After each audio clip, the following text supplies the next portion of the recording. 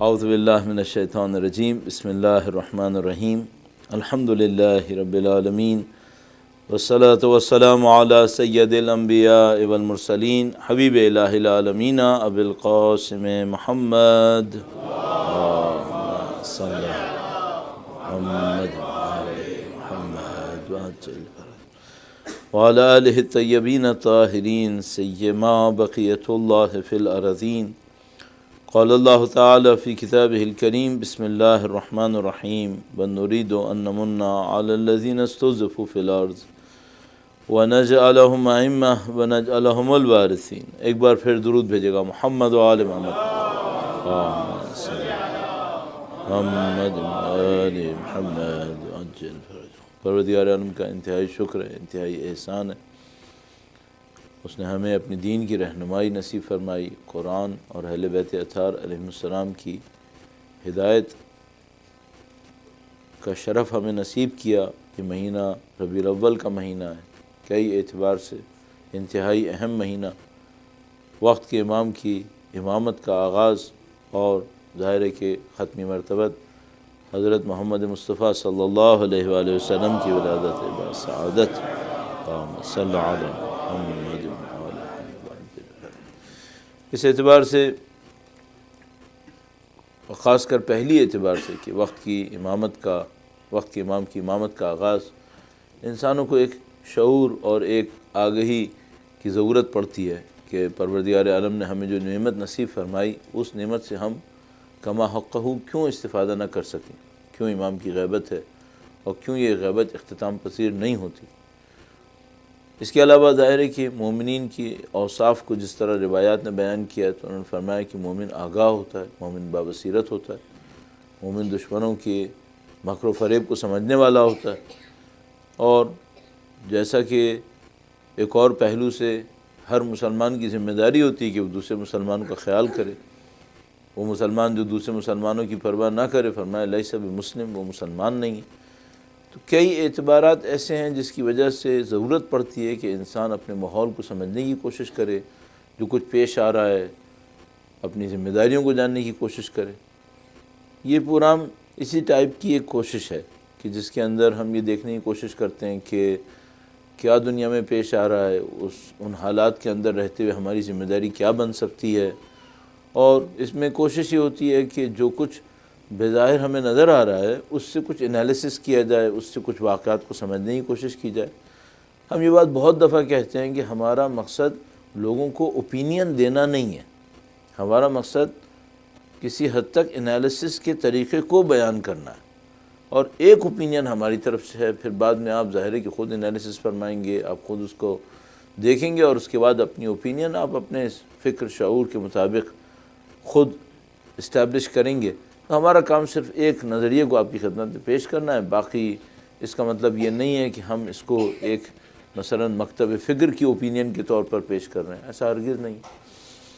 اس میں طریقہ کار ہم یہ رکھتے ہیں کہ ایک اوورآل بیان کر دیتے ہیں، اور اس کے بعد پھر سوالات کے ذریعے سے مزید گفتگو کو بیان کیا جاتا ہے۔ تو میں چند موضوعات آپ کی خدمت میں بہت مختصر کرتے ہوئے عرض کروں گا، اور اس کے بعد جس طرح سے آپ پوائنٹس ارشاد فرمائیں گے، جو لکھ کے بھیجیں گے، اس کے اندر ہم کمنٹس کرتے رہیں گے۔ ایک بار پھر درود بھیجے گا محمد و آل محمد، صلی علی محمد و آل محمد وعجل فرج۔ اس دور میں اگر ہم اس دور کو دیکھیں تو یہ دور اس اعتبار سے انتہائی اچھا دور ہے کہ اس میں بہت سارے حقائق جو برسوں سے چھپے ہوئے تھے، کہہ سکتے ہیں کہ ایک اعتبار سے صدیوں سے چھپے ہوئے تھے، وہ حقائق لوگوں کے سامنے آشکار ہو رہے ہیں، وہ حقیقتیں لوگوں کے سامنے بیان ہو رہی ہیں۔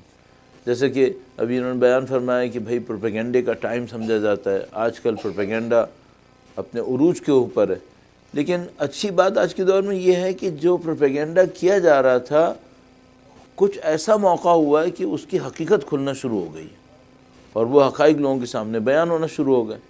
اب اگر میں صرف شروع کرنے کی خاطر عرض کروں تو مثال کے طور پر جتنے بھی دعوے تھے انسانی حقوق کے بارے میں، اصول کے بارے میں، ظلم کے خلاف گفتگو کرنے کے بارے میں، وہ سارے دعوے انہی دعوے داروں کی زبان سے باطل ثابت ہو رہے ہیں۔ تو مثال کے طور پر ایک زمانہ تھا جب بڑے بڑے سیاسی اور اقتصادی فیصلے یہ کہہ کر لیے جاتے تھے کہ ہمیں اس ملک سے اور کوئی دشمنی نہیں ہے، صرف یہ ہے کہ اس نے چونکہ 2 لوگوں کو جیل میں ڈالا ہوا ہے لہذا ہم اس ملک سے اب کوئی اقتصادی تعلق نہیں رکھیں گے۔ یا مثلا حتیٰ جمہوریہ اسلامی ایران کے بارے میں کہا جاتا تھا کہ بھئی وہاں ہمیں ان کے اسلام سے کوئی غرض نہیں ہے، لیکن یہاں پر چونکہ مثال کے طور پر چند لوگوں کو ان کی مرضی کے خلاف اس طرح کیا جاتا ہے، کم سے کم دعویٰ یہ کرتے تھے، لہذا ہمارے تعلقات ان سے اچھے نہیں ہیں۔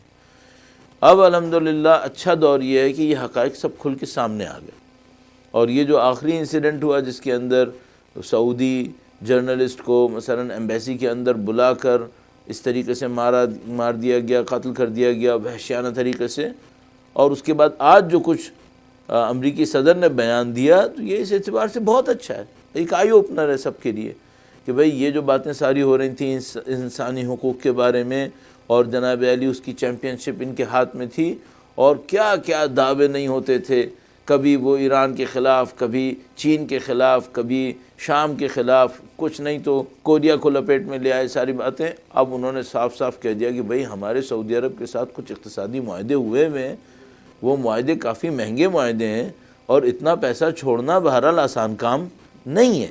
تو اب مثال کے طور پر $400 بلین کے معاہدے ہیں، اس سے امریکہ میں پتہ نہیں کتنا روزگار آنے والا ہے، اور اس روزگار کو دیکھتے ہوئے اگر وہ 1-2 لوگ غلط طریقے سے مار لیتے ہیں تو ہم اس پہ اپنا معاملہ کیوں خراب کریں بھئی؟ تو انہوں نے کہا کہ بھئی یہ تھا کہ آپ نے مارنا تھا، ہاں غلطی کہہ رہے ہیں کہ وہ خود امریکی صدر نے قبول کیا کہ غلطی یہ تھی کہ کور اپ اچھا نہیں کیا تھا، تو اگر تھوڑا سا اور عقل مندی سے مار لیتے پھر زیادہ بہتر تھا، لیکن بہرحال اب ایک غلطی ہو گئی، اب اس کے اوپر اتنا زیادہ بلوا کرنے کی کیا ضرورت ہے۔ ہاں ٹھیک ہے، امریکن CIA تک کہہ رہی ہے کہ بھائی شہزادے صاحب نے حکم دیا تھا، جو انہوں نے کنکلوڈ کیا، تو وہ امریکی صدر کہہ رہے ہیں کہ کوئی بات نہیں، اگر CIA نے بھی کہہ دیا تو بہرحال میں تو کہہ رہا ہوں شاید ہوا شاید نہیں ہوا۔ اب اس سے یعنی جتنا برا کور اپ بقول امریکی صدر کے سعودیوں نے کیا تھا، مجھے لگ رہا ہے اس سے برا کور اپ امریکی صدر سعودیوں کا کر رہے ہیں۔ تھوڑا سا تو یعنی کوئی عقل مندی کی بات ہو جاتی تو وہ جناب علی ہمارے لیے ایک اچھا چانس ہے کہ بھئی لوگوں کے سامنے رکھیں، اور لوگ خود بھی دیکھ ہی رہے ہیں ظاہر ہے کہ بھئی یہ جو آپ دعوے کر رہے تھے کہاں گئے آپ کے وہ دعوے، اور کس طرف موو کر گئے اب آپ۔ تو اس اعتبار سے اچھا ہے انسانوں کے سامنے حقیقتیں کھلیں، اور حقیقتیں کھلنے کا فائدہ کیا ہوگا؟ لوگوں کے دماغ سے توہمات ختم ہوں، گراؤنڈ ریالٹی میں آئے، گراؤنڈ ریالٹی میں آئے، اور آ کر دیکھیں کہ بھئی یہ لوگ جو زندگی گزار رہے ہیں کس لیے زندگی گزار رہے ہیں، آپ جو زندگی گزارنا چاہتے ہیں، آپ کس پیرائے پہ آپ زندگی گزارنا چاہتے ہیں۔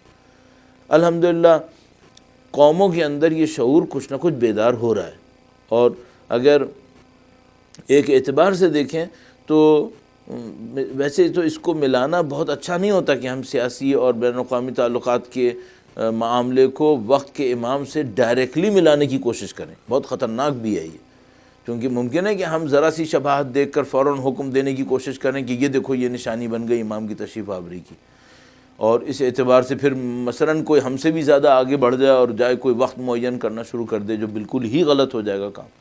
لیکن اگر اس کو صرف اس عنوان سے دیکھا جائے کہ شعور بڑھ رہا ہے قوموں میں یا نہیں بڑھ رہا، تو ہم سمجھتے ہیں ہاں پازیٹیولی شعور بڑھ رہا ہے، شعور بڑھ رہا ہے، لوگوں کے اندر آگہی بڑھ رہی ہے، بصیرت بڑھ رہی ہے، اور جس طریقے سے ہم لوگ پہلے سوچا کرتے تھے کہ قوموں کو بیوقوف بنانا انتہائی آسان سمجھا جاتا تھا، اب آسان کام نہیں ہے، اب لوگ اپنے طور پر جاگ رہے ہیں۔ اب تو دیکھیے اتنے جاگ رہے ہیں کہ پاکستان نے امریکہ کے ناظم الامور کو طلب کیا ہوا ہے۔ یہ آپ نے آج تک سنا تھا کبھی ایسا کہ بھائی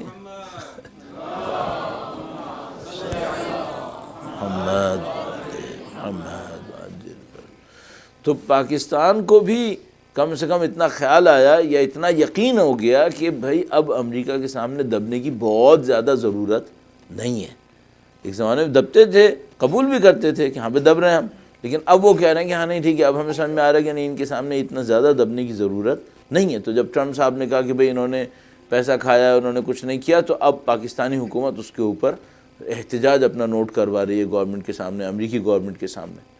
تو یہ کم سے کم اتنا ہے کہ لوگوں کے سامنے تھوڑا بہت تو شعور آنا شروع ہوا، لیکن جس چیز کی ضرورت رہے گی وہ یہ کہ آپ اس عالمی شعور سے فائدہ کیسے اٹھائیں گے۔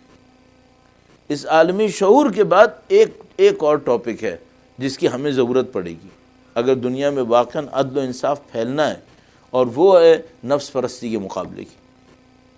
ایک نفس پرست آدمی اگر باشعور بھی ہو جائے تب بھی موو نہیں کر پائے گا، کیونکہ کوئی نہ کوئی نفس پرستی اس کے ٹانگوں کو پکڑ لے گی۔ تو یہ قوموں کا شعور حاصل کرنا یہ تو اچھا ہے، یہ بہت پازیٹیو ہے۔ شعور حاصل کرنے کے بعد کیا یہ موو کریں گے، قربانی دیں گے، حق کی خاطر قیام کریں گے؟ نہیں، ابھی ایک اگلا اسٹیپ آئے گا کہ کیا یہ شعور ان کی نفس پرستی کو روک پائے گا؟ اور یہ وہ میدان ہے جہاں پر قومیں بکتی ہیں، یہ وہ میدان ہے جہاں پہ لوگ بکتے ہیں۔ تو میرا اپنے خیال ہے کہ یہ تو بہت پازیٹیو ہو گیا یہ کام، لیکن اگلا اسٹیپ ہے، اور اگلا اسٹیپ یہ ہے کہ لوگوں کو کنٹرول کیسے سیکھنا ہوگا، اور یہاں جو مقابلہ ہوگا وہ اس شعور کے مقابلے سے شاید زیادہ سخت مقابلہ ہوگا۔ مثال کے طور پر پاکستانی عوام اس بات کو تو سیکھے گی، سیکھ لیا اس نے مثلا کہ بھائی یہاں پر کچھ دھاندلی ہو رہی ہے اور امریکہ نے ہمارے ساتھ غلط کیا، یہ کیا وہ کیا، لیکن جب بات اس بات آئے گی کہ بھائی کیا اب آپ قربانی دیں گے اپنے حق کو حاصل کرنے کے لیے، تو یہاں پر اصل جنگ شروع ہوگی، پھر اصل مقابلہ یہاں پہ آئے گا۔ تو میں ایک حساب سے آپٹیمزم دیکھتا ہوں کہ شعور بڑھ رہا ہے، دوسری حساب سے دیکھتا ہوں کہ ابھی چیلنج اگلا آئے گا، اور اگلا چیلنج میں نے آپ کی خدمت میں عرض کیا اس بات پہ آئے گا کہ بھائی کیا آپ اپنے شعور کی خاطر قربانی دیں گے؟ اور اس کام کے لیے ہمیں بہت زیادہ تیاری کی ضرورت پڑے گی، اور اس کے سامنے سیمپلز لانے ہوں گے۔ الحمدللہ خدا کا شکر ہے، ہم لوگ اس اعتبار سے بہت خوش نصیب ہیں کہ ہمارے سامنے پروردگار عالم نے متقی پرہیزگار قیادت کی صورت میں مثالیں فراہم کی بھی۔ مثلا جو کچھ جمہوریہ اسلامی ایران کے اندر ہوا، کم سے کم ایک بات پوری دنیا تسلیم کرتی ہے کہ جو قیادت ہے رہبر معظم کی شکل میں یا ان سے پہلے امام خمینی کی شکل میں، انہوں نے تقوی اور پرہیزگاری کے ذریعے سے مثالیں قائم کی ہیں سب کے سامنے۔ تو میں کچھ دن پہلے کلپس دیکھ رہا تھا کہ جس کے اندر ان کے کچھ دشمن رہبر معظم کے کچھ مخالفین جو مثلا ایران میں نہیں ہیں، امریکہ میں، یورپ میں کہیں بیٹھے ہیں، وہ اعتراف کر رہے تھے سب کہ ہاں ان کی زندگی سادہ زندگی ہے۔ یہ کی پوائنٹ ہے۔ اور میں اور آپ اگر سمجھتے ہیں کہ اس نہضت کے اندر، اس تحریک کے اندر ہم کچھ حتیٰ ایکٹیوسٹ کے طور پہ کام کرنا چاہتے ہیں، تب بھی ہمیں اپنی نفس پرستی سے لڑنا ہوگا، اور ظاہر ہے کہ جو آگے کے مراحل تک پہنچنا چاہتے ہیں ان کو بہت زیادہ لڑنا پڑے گا۔ تو ایک اچھا گیم ہے، یہ گیم شروع ہو گیا، اور الحمدللہ میں اور آپ اس کو اپنی آنکھوں سے دیکھ رہے ہیں، اور انشاءاللہ خداوند متعال اس میں قوموں کو کامیابی نصیب فرمائے گا انشاءاللہ تعالی۔ درود بھیجے گا محمد و آل محمد، صلی علی محمد و آل محمد وعجل۔ دو تین بہت خوبصورت مقابلے اس وقت جاری ہیں، میرا اپنے ایک خیال ہے دنیا کی سطح پہ اگر بالکل اوور ویو کریں تو مثال کے طور پر یمن کے اندر کسی کو کوئی ڈاؤٹ نہیں ہے کہ یمن کی قوم کے اوپر ظلم ہوا ہے، اس میں کسی کو کوئی ڈاؤٹ نہیں رہا، حتیٰ اقوام متحدہ اور یہ اور وہ سب قبول کر رہے ہیں ہاں ظلم ہوا۔ کتنے بچے ایک سال میں مرے ہیں، کتنے بچے بھوک سے مرے ہیں، کتنے لوگ جنگ سے مرے ہیں، کون سا دشمن کس طریقے سے حملہ کر رہا ہے، جو دفاع کرنے والے ان کے پاس ہے کیا، تو سب کو یقین ہے کہ ہاں بھئی یہ ظلم ہوا ہے۔ اور اب یہ دیکھنا ہے کہ مثال کے طور پر بہت اچھا چیپٹر ہے وہ یہ کہ بھئی یہ قوم کے اندر جو یمنی مقاومت کر رہے ہیں، ان کی مقاومت کی بنیاد کیا ہے؟ آیا یہ قوم پرستی کی خاطر مقاومت کر رہے ہیں؟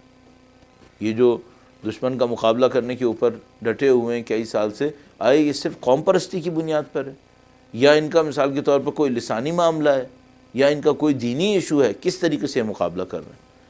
تو اس کے بعد پھر ہمیں سمجھ میں آتا ہے کہ اس مقابلے کی نیچر کیا ہے۔ ابھی چند دن پہلے یمنی قیادت نے اس بات کو کھل کے اعلان کیا کہ ہم کسی اور کی جنگ نہیں لڑ رہے ہیں، ہم اپنے خیال میں امام زمانہ کی جنگ لڑ رہے ہیں۔ انہوں نے اس کو کھل کے کہا کہ بھئی یہ شہزادہ وہ شہزادہ ہے جس نے صراحت سے اپنے منہ سے کہا ہے کہ ایرانی امام زمانہ کا انتظار کر رہے ہیں اور ان کی حکومت کے لیے تیاری کر رہے ہیں، اور یہ شہزادہ ہی وہ ہے جس نے یمن کے اوپر جنگ کی ہے، اور اس کو اچھی طرح پتہ ہے، وہ اس طرح سے دیکھ رہا ہے کہ بہرحال یہ وہ پیس ہے جو میرے خلاف جائے گا۔ وہ اگر ان روایات کو بھی دیکھے تو اس کو سمجھ میں آ رہا ہے، تو یمنیوں کو بھی سمجھ میں آ رہا ہے کہ بھئی ہمارے ساتھ کیا ہو رہا ہے۔ کیا کم از کم یہ کہ آپ یہ سمجھ لیں کہ وہ اپنی انٹرپریٹیشن یہ دے رہے ہیں کہ ہاں بھئی ہمیں یہ لگ رہا ہے کہ یہ ہمارے ساتھ یہ کر رہا ہے، اور قرائن بھی ایسے ہی لگ رہے ہیں کہ ہاں وہ سعودی شہزادہ واقعاً اسی خاطر کر رہا ہے۔ تو یہ بہت خوبصورت جنگ ہے، اس اعتبار سے کہ ہمیں مقاومت کے معنی سمجھ میں آ رہے ہیں، اور یہ بار بار ہو رہا ہے۔ ابھی میں اس ٹاپک کو بہت زیادہ فالو نہیں کروں گا، آپ کے سوالات کو دیکھتے ہوئے جو آپ کی سوالات جس طرف جائیں گے میں اس طرف جانے کی کوشش کروں گا تاکہ ہم کم وقت میں ان سوالات کو ایڈریس کر سکیں۔ لیکن صرف ایک پوائنٹ کو دیکھتے ہوئے، مثلا کوئی یہ بار بار پہلے پوچھا کرتا تھا، ابھی بھی کبھی کبھی پوچھتے ہیں کہ بھئی کیا ایسا ہوگا کہ کوئی ملک مثلا امریکہ ایک ایران پہ حملہ کرے؟ کیا ایسا کوئی چانس ہے ہمارے پاس؟ میرا اپنے خیال ہے ظاہری طور پر جو مجھے سمجھ میں آتا ہے وہ یہ کہ اب ان کے پاس کوئی چانس ہے نہیں، بظاہر یہ لگ رہا ہے کہ ان کے پاس کوئی چانس نہیں ہے۔ چانس نہ ہونے کی دو تین وجوہات سمجھ میں آتی ہیں۔ پہلی بات تو یہ سمجھ میں آتی ہے کہ اگر آپ ایران جیسے ملک کے اوپر حملہ کرنا چاہیں گے اور یہ حملہ صرف لمیٹڈ اسٹرائک کا ہے، صرف ہوائی جہاز گئے، میزائل گئے، انہوں نے مارا اور معاملہ ختم ہو گیا، اس سے ایران کو کوئی سبسٹینشل لاس نہیں ہوگا۔ وہ لوگ کئی سال سے اس پریپریشن کے اندر ہیں کہ ایسا کوئی کام ہوگا، تو میں بہت بعید سمجھتا ہوں کہ ان کی کوئی بھی اسٹریٹجک ایسٹ انہوں نے ایسا ہوا میں رکھا ہو کہ آپ اپنے طیارے بھیج کر، میزائل بھیج کر اسے ہٹ کر سکیں۔ اگر یہ سمجھیں کہ یہ طیارے اور میزائل بھیجنے سے ایرانی حکومت شکست کھا جائے گی تو ایسا تو 8 سال کی جنگ میں نہیں ہوا، تو اب کہاں سے ایسا ہو جائے گا؟ تو اس کا بھی کوئی چانس نہیں۔ تو بہت بڑا مسئلہ یہ ہے کہ اگر آپ کو واقعاً ان کو شکست دینا ہے تو پھر آپ کو گراؤنڈ ٹروپس اتارنے پڑیں گے اور زمین کے اوپر فوجی جائیں اور ایران جیسے ملک کے اوپر قبضہ کریں۔ اس کا پوری تاریخ ہے، ایران کے اندر مخالفین کے جیتنے کا ریشو 10% کے نزدیک ہے، اور بعض تو کہتے ہیں حتی 10% بھی نہیں ہے۔ یعنی ابھی تک مثلا فرض کیجئے 4000 سال میں جو انویڈرز آئے اور انہوں نے اس ملک پہ حملہ کیا، اور اتنا حملہ کیا کہ ان کے کنگ کو اٹھا کر انہوں نے برطرف کر دیا، 4000 سال میں ایسے جیتنے والوں کا ریشو 10% نہیں ہے۔ تو آڈز بالکل امریکہ کے خلاف جا رہے ہیں، جو بھی حملہ کرے گا اس کے خلاف ہیں۔ اس کی لوکیشن کا بھی ایشو ہے۔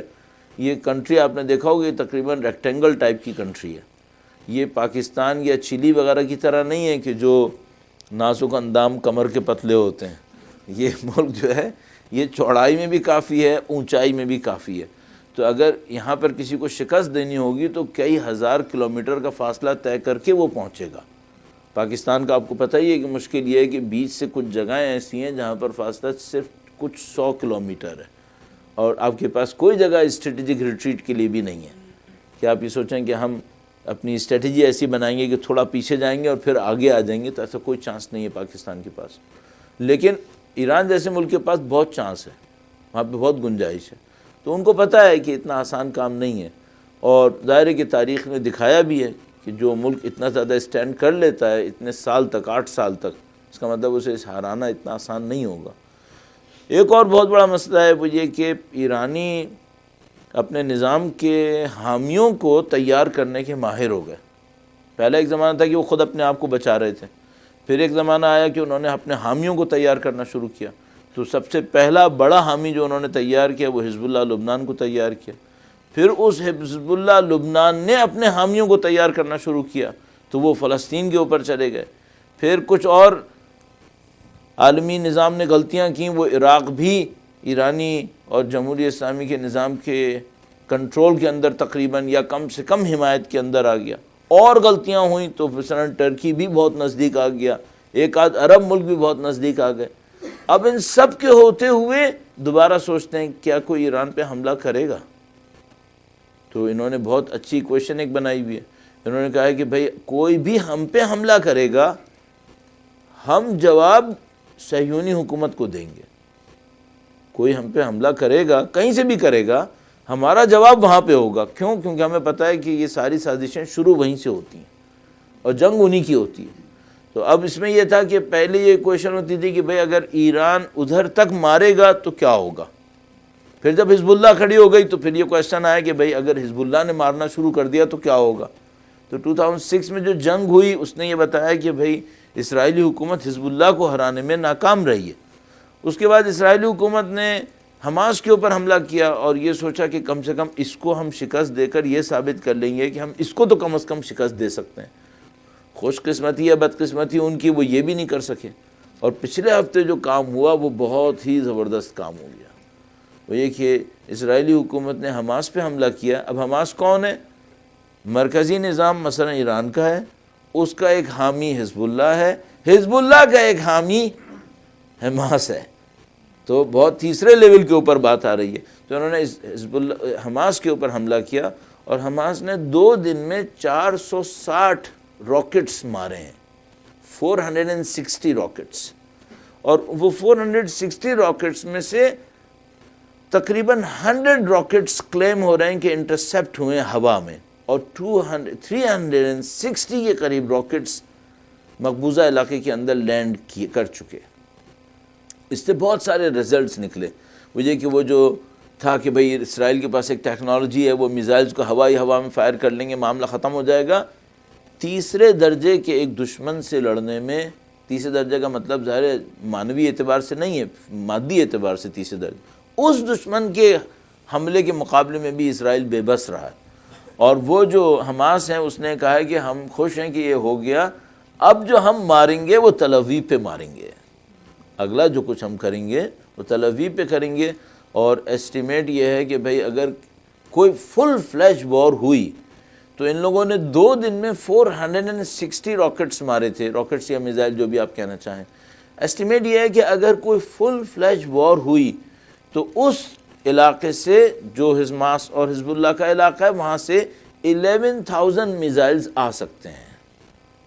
اس کا مطلب یہ ہے کہ اس ملک کے باقی رہنے کا چانس بہت ہی کم ہوگا پھر. اور یہ وہ چیز ہے جو حزب اللہ اور ان کے دشمن ان سے بار بار کہہ رہے ہیں کہ آپ یہ غلطی مت کیجیے گا کہ آپ ہمارے اوپر حملہ کریں، چونکہ پھر ہم جواب دیں گے اور جواب آپ برداشت نہیں کر پائیں گے. تو ہم بہت اچھے دور میں ہیں، اس اعتبار سے ہم بہت اچھے دور میں. یہ وہ دور، ذرا سوچیے یہ دور کتنا مختلف ہے اس دور سے جو ہم لوگ اپنے بچپن میں یا لڑکپن میں دیکھتے تھے، کہ دنیا میں سمجھا جاتا تھا کہ یہ صہیونی آرمی وہ آرمی جس کو دنیا میں کوئی شکست نہیں دے سکتا. الحمدللہ بہت اچھا ٹائم ہے اور بہت ساری چیزیں لوگوں کے سامنے کھل کے آ رہی ہیں. تو یہ ایک پوائنٹ ہو گیا. بس میں ایک پوائنٹ کو اور ٹچ کروں گا اور پھر آپ کی کوسچنز کی طرف جائیں گے. درود بھیجے گا محمد و آل محمد پر. محمد. تقریباً ہر جگہ جہاں کہیں بھی ہم جا رہے ہیں، ہر طرف تقریباً کچھ لوگ یوں ہی انکوائری کرنے کی خاطر، کچھ لوگ پتہ نہیں کیوں خوش ہونے کی خاطر پوچھتے ہیں عمران خان صاحب کا کیا ہوگا. بہرحال اس میں مثلا لوگ سننا چاہ رہے ہیں کچھ چیزوں کو، تو میں سب کو تقریباً حسب مخاطب جواب دے کر کچھ نہ کچھ خوش کر لیتا ہوں، کوئی مخالف ہو یا کوئی دوست ہو. بہرحال لیکن ایک بات میں بنیادی طور پر عرض کرنا چاہ رہا ہوں، وہ یہ کہ پاکستان کے نظام میں ابھی تک آزاد سیاسی انتخاب ہوتا نہیں ہے. ابھی تک آزاد سیاسی انتخاب ہمارے یہاں ہوتا نہیں ہے. ہمارے جو کچھ بھی ہوتا ہے اس کو ایک جملے کے اندر ہم عرض کرتے ہیں، اور انشاءاللہ جن لوگوں کے لیے بارے میں کہہ رہے ہیں وہ برا نہیں مانیں گے. اسٹیبلشمنٹ ہی لاتی ہے، اسٹیبلشمنٹ ہی بیچتی ہے. کیوں لاتی ہے اور کیوں بیچتی ہے اس کا انالیسس آپ کر سکتے ہیں، وہ منع بھی نہیں کرتے. لیکن فیکٹ یہ ہے کہ وہی لاتے ہیں وہی بیچتے ہیں. اور ایسا نہیں کہ وہ ریگنگ کریں گے، وہ روڈز کو تبدیل کر دیں گے، بیلٹ باکس اٹھا کے لے جائیں گے، نہیں، ایسی کوئی کام کی ضرورت نہیں ہے. وہ ان کے سسٹمز بنے ہوئے ہیں، وہ اپنا کام کرنا جانتے ہیں کہ بھئی کس طریقے سے ان کو کرنا ہے، وہ اپنا کام کر لیں گے. اور میں اس کو کہیں اور بھی تفصیل سے بھی عرض کر چکا ہوں کہ کچھ لوگ پاکستان کے اندر ایسے ہیں جنہوں نے ہر صورت میں منتخب ہونا ہی ہونا ہوتا ہے، کچھ نہیں کرنا ہے. تو صرف وہ جو منتخب ہونے والے لوگ ہیں جو ہمیشہ اسٹیبلشمنٹ کے ساتھ بنا کے چلنا چاہتے ہیں، ان کو اسٹیبلشمنٹ ڈائریکٹلی انڈائریکٹ بتا دیتی ہے کہ بھائی اب ہم کس کے ساتھ چلنا چاہتے ہیں، آپ بھی اسی کے ساتھ چل پڑیں. وہ اسی کے ساتھ چل پڑتے ہیں. تو سمجھ لیں کہ ووٹنگ کا آدھا پونا کام تو یہیں نبٹ جاتا ہے کہ طے ہو گیا کہ بھئی اس پارٹی کو پارلیمنٹ کے اندر اتنی سیٹس انشاءاللہ مل جائیں گی کہ یہ حکومت بنا لے گی. تو ان کے پاس بہت سارے انسٹرومنٹس ہیں، وہ اس کام کو کر سکتے ہیں. ہاں آپ اس بات کو سوچ سکتے ہیں کہ بھئی پہلے وہ کسی اور کو کیوں لائے تھے، بالکل بلنٹلی، مثلا پہلے وہ نواز شریف صاحب کو کیوں لائے تھے اور اب نواز شریف صاحب کو بھیج کیوں رہے ہیں. تو اس کے لیے پھر آپ جائیں، تھوڑا سا ڈیپتھ میں جائیں اور آپ یہ دیکھیں کہ کیا پاکستان کی اسٹیبلشمنٹ کی اسٹریٹجی کے اندر کوئی شفٹ آیا ہے. تو ہاں ہم کہہ رہے ہیں کہ ہاں شفٹ آیا، ان کے اندر ایک شفٹ آیا ہے. انہوں نے کچھ چیزوں کو چینج کرنے کی کوشش کی ہے، اور اب وہ جو چیزیں چینج ہوئی ہیں ان کے تحت ان کو ایک ایسی پاپولر حکومت کی ضرورت تھی جو بعض سخت فیصلے کر سکے اور بہرحال کچھ ٹرانسپیرنسی کے ساتھ کر سکے. جو پچھلی حکومتیں آفر کرنے میں تقریباً ناکام رہی تھیں. اور یہ بھی ایک بات میں عرض کرتا چلوں کہ اگر پچھلی حکومتیں ٹرانسپیرنسی نہیں کر پا رہی تھیں تو وہ بھی اسٹیبلشمنٹ راضی نہ ہوتی تو وہ بھی نہیں کر سکتے تھے یہ کام. اسٹیبلشمنٹ کسی بھی وجہ سے اس بات پہ راضی تھی کہ گورنمنٹس کرپٹ رہیں، کوئی بات نہیں، کوئی مسئلہ تھا ان کا. اور مثلا ایک سادہ سا کام تھا وہ یہ کہ بھئی کیا وہ کسی سیاسی طاقت کو اتنا زیادہ گراؤنڈ دینا چاہ رہے تھے؟ تو حقیقت یہ کہ وہ کسی سیاسی طاقت کو اتنا زیادہ گراؤنڈ نہیں دینا چاہ رہے تھے. اگر نہیں دینا چاہ رہے ہیں تو کیا کریں؟ نہیں دینا چاہ رہے ہیں تو یہ کریں کہ کسی بدنام آدمی کو وزیر اعظم بنا دیں. بدنام آدمی کو وزیر اعظم بنا دو، اس کا مطلب ہے یہ کبھی بھی طاقت پکڑ ہی نہیں پائے گا. اب اگر وہ ایک ایسے خوشنام آدمی کو مثلا پرائم منسٹر بنانے کی کوشش کر رہے ہیں کہ ہاں بھئی ٹھیک ہے ایک آدمی مشہور ہے اس کو بھی بناؤ، تو اس کا مطلب یہ ہے کہ وہاں پہ کوئی شفٹ آ گیا ہے. اور جو شفٹ آیا ہے وہ میں نے بہت تفصیل سے کہیں اور عرض کیا تھا، اگر آپ کا کوئی سوال ہوا تو میں اس پہ عرض کر دوں گا. وہ یہ کہ پاکستان کی جو نیشنل انٹرسٹ ہیں ان کی ڈیفینیشن میں جو نیشنل ایسٹس تھے یا اسٹریٹجک ایسٹس تھے وہ تبدیل ہوئے ہیں. پہلے آپ کے جو اسٹریٹجک ایسٹس تھے اس کے اندر ملیٹنسی اس کا ایک پارٹ تھی، لیکن اب یوں لگتا ہے کہ پاکستان کے اسٹریٹجک ایسٹس میں ملیٹنسی اس کا اتنا بڑا پارٹ نہیں ہے بلکہ اکانومی بڑا پارٹ ہے. اور چائنا کے ساتھ ریلیشن شپ جو ہیں وہ زیادہ بڑے پارٹ ہیں جو مینیفیسٹ ہو رہے ہیں ہمارے اس پروجیکٹ میں جس کو سی پیک تعبیر کیا جاتا ہے. تو یہ بڑا شفٹ ہے کہ اب انہوں نے پاکستان کی اکانومی کو اپنے نیشنل اسٹریٹجک ایسٹ کے طور پر ڈیفائن کیا ہے، اور اس خاطر اب پاکستان کی اکانومی کا اچھا ہونا بہت ضروری ہے. اور میرا اپنے خیال ہے کہ انہوں نے ریئلائز کر لیا ہے کہ پاکستان اس جگہ کے اوپر ہے کہ جس کو آپ ڈیولپمنٹ کے مختلف فیزز میں، چونکہ آپ دیکھتے ہیں کہ جو ڈیولپنگ کنٹریز ہوتے ہیں ان کے مختلف فیزز ہوتے ہیں. تو مثلا اگر جہاز کے اڑنے سے تشبیہ دیا جائے تو پاکستان ٹیکسی کے بعد ٹیک آف کی پوزیشن میں ہے. پاکستان کا طیارہ ٹرمینل سے نکل کر اپنے رن وے پہ گھوم گھام کر ٹیک آف کی پوزیشن میں ہے، اور یہ بڑی خطرناک جگہ ہے. آپ کو پتہ ہے سب سے زیادہ جو آپ کو سیکیورٹی کی ضرورت ہوتی ہے وہ ٹیک آف کے ٹائم پر ہوتی ہے. تو اس وقت پاکستان کی ضرورت ہے کہ پاکستان کے اندر سیکیورٹی ہو. اس خاطر ملیٹنسی پاکستان کے نیشنل ایسٹس میں جگہ نہیں لے پائے گی، اس کو کم کرنا پڑے گا ان کو. اور اس خاطر بہت ساری چیزیں جو آپ پہلے نہیں دیکھتے تھے وہ اب آپ دیکھ رہے ہوں گے. پاکستان میں امن و امان بھی امپروو ہو جائے گا، پاکستان میں انویسٹمنٹ کرنے کا انوائرمنٹ بھی اچھا بن جائے گا، بزنس سینٹیمنٹس بھی اچانک اچھے ہونا شروع ہو جائیں گے، ٹرانسپیرنسی تھوڑی بہتر ہو جائے گی، پروڈکٹیوٹی اور ایفیشنسی کے اوپر توجہ دینا شروع کر دیں گے. کیونکہ میں نے آپ کی خدمت میں عرض کیا جو مجھے سمجھ میں آتا ہے وہ یہ کہ نیشنل انٹرسٹ کی ڈیفینیشن چینج ہوئی ہے اور اس ڈیفینیشن کے اندر اب اکانومی شامل ہے. تو اس اعتبار سے اچھا ہے کہ پاکستانیوں کو بھی بہرحال ایک سکون کا سانس نصیب ہوگا ملیٹنسی کے مقابلے میں جو 30-35 سال سے پاکستان کے اندر مصیبت کیے ہوئی تھی. اب یہ ہے کہ پاکستان جب اس کام کو انجام دے رہا ہوگا تو اس کے جو مخالفین ہیں وہ کیا کریں گے، وہ مخالفین کیا کرنا چاہیں گے. تو ظاہر ہے کہ ایسے موقع کے اوپر مخالفین کی بھرپور کوشش ہوگی کہ وہ پاکستان کے اندر کوئی بلوا کھڑا کریں تاکہ یہ کام نہ ہو سکے. چھوٹی سی ایک مثال آپ کی خدمت میں عرض کروں گا. درود بھیجے گا محمد و آل محمد پر.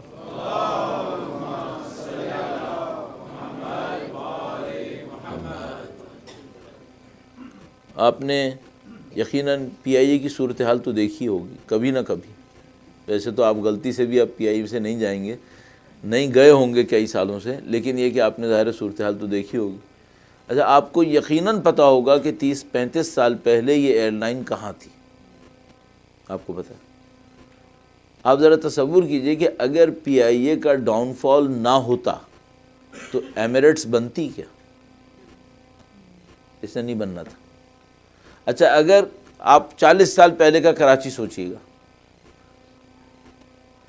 بعض اوقات اتنی تکلیف دہ تاریخ ہوتی ہے. کسی نے 1910 کا کراچی، اب 1910 میں کراچی میں کیا رہا ہوگا؟ کراچی کوئی بہت امپورٹنٹ جگہ نہیں تھی، بامبے کے ہوتے ہوئے کراچی کی زیادہ اہمیت نہیں تھی، لیکن بہرحال 1910 کا کراچی اس کی کچھ تصویریں رکھیں اور اس وقت میں جدہ اور عرب علاقوں کی تصویریں رکھیں تو اتنا ہی فرق ہوگا جتنا مثلا ٹورنٹو اور شیخوپورہ کا ہوگا مثلا. البتہ شیخوپورہ بھی ٹھیک ٹھاک ہو گیا اب تو کافی فرق، ہیوج، اور پھر سارا کچھ چینج ہو گیا۔ تو میں مثلا اپنے طور پہ ایک سوال پوچھتا ہوں، وہ یہ کہ اگر کراچی تباہ نہ ہوتا تو دبئی بنتا؟ تو پھر مجھے سمجھ میں آتا ہے کہ ہمارے عرب بھائیوں نے ہمارے ساتھ کتنا اچھا کام کیا ہے۔ ہاں، ابھی تک کر رہے ہیں، ابھی تک انویسٹمنٹ کر رہے ہیں، ابھی تک کوشش کر رہے ہیں کہ بلوچستان میں کچھ ہو جائے۔ اور یہ وہ چیز ہے جس کو پاکستانی گورنمنٹ اچھی طرح ریئلائز کر چکی ہے، پاکستانی اسٹیبلشمنٹ، کہ اگر ہمیں اپنے ملک کو اپنے پاؤں پہ کھڑا کرنا ہے، اور میں نے عرض کیا انہوں نے نیشنل انٹرسٹ کو جو ڈیفائن کیا اس کے تحت انہیں کھڑا کرنا ہوگا، تو ان کو ان کے ہاتھ روکنے پڑیں گے۔ اب ایک علیحدہ مشکل ہے کہ اگر وہ ہاتھ روکنے کی کوشش کرتے ہیں تو جو پیسہ ہے اس کا کیا ہوگا۔ اب اتنی ہماری اسٹیبلشمنٹ اپنے پاؤں پہ کھڑی نہیں ہوئی، اور اتنا اس نے عوام کو اعتماد میں نہیں لیا کہ اپنا وہ کاسا بھی توڑ دے۔ ابھی یہ مرحلہ نہیں آیا۔ کاش ایسا ہوتا کہ ہماری اسٹیبلشمنٹ ٹرانسپیرنسی کو ایک ایسی جگہ پہ لے جاتی کہ پبلک کو اعتماد دلا دیتی، تو میں گارنٹی سے کہہ رہا ہوں کہ پاکستانی عوام یہ بھی جھیل لیتی کہ یہ ان کے کاسے گدائی توڑ دیتے، اور پاکستانی عوام اپنے پاؤں پہ کھڑے ہو کر اپنے ملک کو سنبھال لیتے۔ صرف کیا ضرورت تھی؟ ہماری اسٹیبلشمنٹ ٹرانسپیرنسی کو ایسے لیول پہ لے کے جائے کہ پبلک کو اپنے اعتماد میں لے لے۔ یہ وہ نہیں کر رہے۔ کیوں؟ کیونکہ ان کو پتہ ہے ڈسٹریبیوشن آف ویلتھ پاکستان کے اندر اس انجسٹس کے لیول پر ہے کہ پبلک کو اعتماد میں لینے کا مطلب پبلک کی طرف سے ایک سوال ہے کہ تو پھر اتنا پیسہ آپ کے پاس کیوں جا رہا ہے، جس کا وہ جواب نہیں دے پائیں گے۔ اس خاطر وہ پبلک کو اتنا بھی اعتماد میں نہیں لیں گے، اس خاطر باہر جا کر مانگنا بھی پڑ رہا ہے۔ تو اب یہ جو ہے پاکستان کی جو اسٹیبلشمنٹ ہے، یہ اپنے دوستوں اور دشمنوں کے درمیان تعلقات کا بیلنس رکھنے کی بہت ماہر ہے، یہ بہت مہارت سے بیلنس کرنا جانتے ہیں۔ تو مثال کے طور پر انہوں نے پوری افغان جنگ میں امریکہ کے ساتھ اپنے بہت نزدیکی تعلقات کے باوجود امریکہ کو مکمل حاکمیت پہ نہیں آنے دیا۔ یہ بہت اچھی طرح جانتے ہیں۔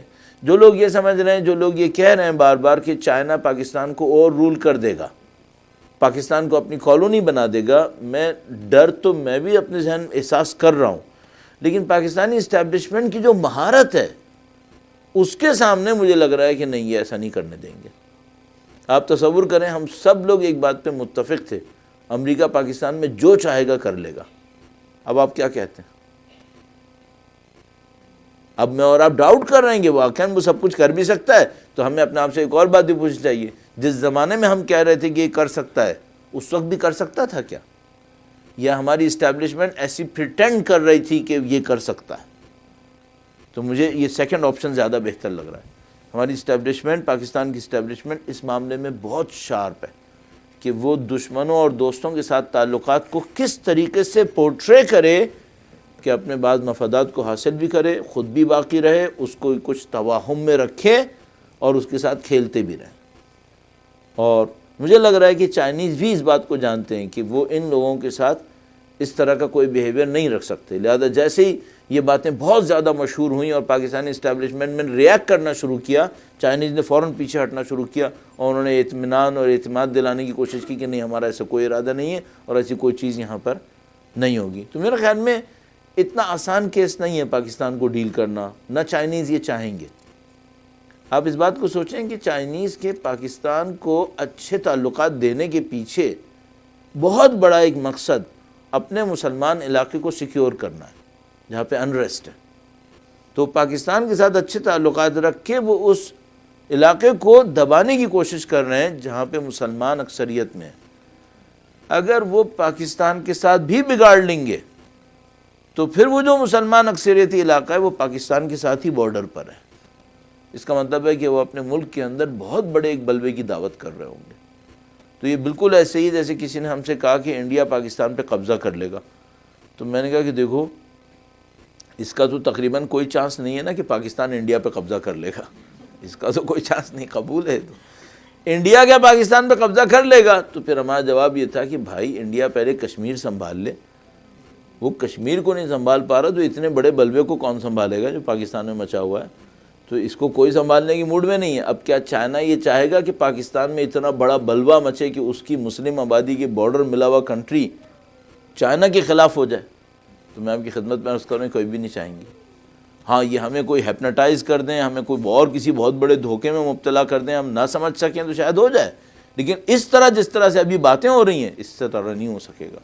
یہ کوئی بہت آگے کی کہانی شاید چائنیز نے سوچی ہو جو ہم لوگ نہ سمجھ رہے ہوں، اتنا سادہ سادہ کہ وہ قرضہ دے کے ہمیں پھنسا لیں گے پھر ہمارے ملک پہ قبضہ کر لیں گے۔ پاکستانی بہت پلیئر ہیں، وہ اس طرح اتنی آسانی سے کنٹرول میں نہیں آئیں گے۔ بہرحال میں اپنے آرائز کو یہاں پہ اینڈ پہ لے جانے کی کوشش کرتا ہوں، اور آپ کے سوالات کو دیکھتے ہوئے پھر اس کو آگے پیچھے ہم اور طرف لے جانے کی کوشش کریں گے۔ ایک بار پھر درود بھیجے گا محمد و آل محمد۔